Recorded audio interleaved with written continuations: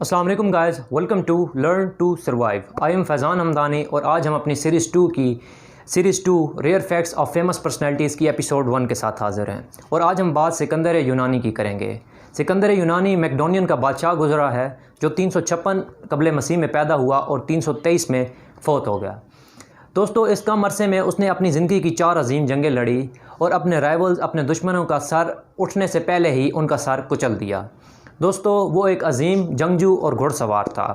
اس نے اپنی اس کم عرصے میں اپنی زندگی میں آدھی دنیا فتح کر لی، اور اسی وجہ سے اسے لوگ سکندر اعظم کے نام سے جانتے ہیں۔ تو آئیے سکندر اعظم کی زندگی کے کچھ ریئر فیکٹس آپ کو بتاتے ہیں۔ Number 7، the day he was born was a big day. دوستو، کہا جاتا ہے کہ سکندر اعظم جب پیدا ہوا اسی دن اس کے باپ کنگ فلپ نے یونان کے مشہور ترین شہر پوٹیڈیا کا محاصرہ کرنے میں کامیاب ہو گیا اور بعد میں اسے فتح بھی کر لیا۔ اسی دن فلپس کو ایلیریا اور پائونیا کی شکست کی خوشخبری بھی ملی۔ دوستو، تاریخ میں جب بھی کوئی اہم شخص پیدا ہوا ہے تو اس نے آنے سے پہلے کہیں نہ کہیں کوئی نہ کوئی راز ضرور چھوڑا ہے۔ دوستو، اسی دن ٹیمپل آف آرٹیمس زمین بوس ہو گیا۔ اس مندر کا غائب ہونا اتنا حیرت انگیز تھا کہ یہ آج بھی دنیا کی 7 بگ مسٹریز میں سے ایک ہے۔ کہا جاتا ہے کہ آرٹیمس، جو ان کے مطابق ان کا خدا تھا، وہ خود سکندر کی پیدائش پر موجود تھا اور اسی وجہ سے یہ ٹیمپل تباہ ہو گیا۔ یہ واقعات اس بات کی نشاندہی تھی کہ واقعی دنیا کی تاریخ میں کچھ تبدیلی رونما ہونے ہی والی ہے۔ Number 6، his childhood tutor. دوستو، سکندر کا پہلا استاد لیونیڈاس تھا جو ایپائرس سے تھا، اور اس نے بہت سی فتوحات میں سکندر کی مدد بھی کی۔ اسکندر کا دماغ شروع سے ہی جنگجو قسم کا تھا۔ ایک دفعہ سکندر نے آگ کی پوجا کے دوران اس میں بہت سارا عطر پھینک دیا۔ یہ دیکھ کر لیونیڈاس نے اسے سمجھایا کہ بہتر یہ تھا کہ تم اس آگ سے اپنی بخشش مانگو، نہ کہ اس میں عطر ڈالو، اور اس نے سکندر کو یہ بھی بتایا کہ یہ عطر کس جگہ سے حاصل کیا گیا ہے۔ بعد میں سکندر نے وہ ملک بھی فتح کیا اور ساتھ ہی اس نے 600 قسم کے عطر لیونیڈاس کو تحفے میں دیے۔ Number 5، he had a serious crush on his horse. دوستو، سکندر شروع سے ہی گھوڑوں کا شوقین تھا۔ وہ ابھی 10 سال کا تھا کہ کنگ فلپ کے پاس ایک تاجر آیا جو اپنا گھوڑا بیچنا چاہتا تھا، مگر وہ گھوڑا کسی کے قابو میں نہ تھا۔ بہت سے بڑے گھڑ سوار ناکام ہو چکے تھے۔ اسی دوران سکندر نے بہادری سے اس گھوڑے کی لگام پکڑ لی اور اس پر سوار ہو گیا۔ یہ دیکھ کر کنگ فلپ نے سکندر کو وہ گھوڑا تحفے میں دیا جس کا نام بروس فلاس تھا۔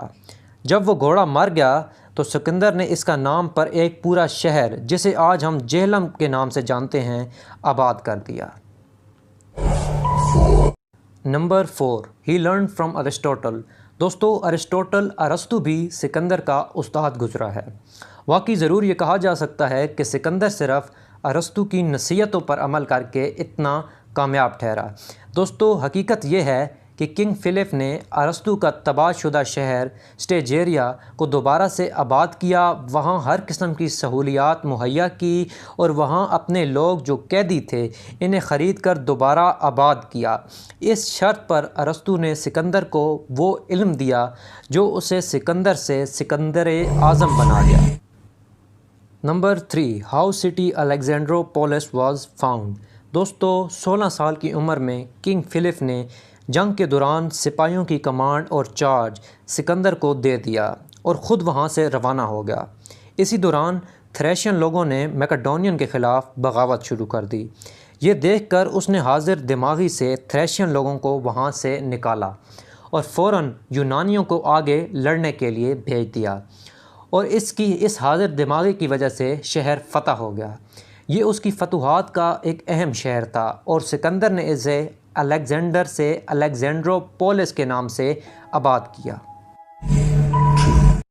نمبر 2، آفٹر ڈیفیٹنگ دا پرشینز۔ دوستو، سکندر نے ہمیشہ پرشین امپائر کو ختم کرنے کا خواب دیکھا۔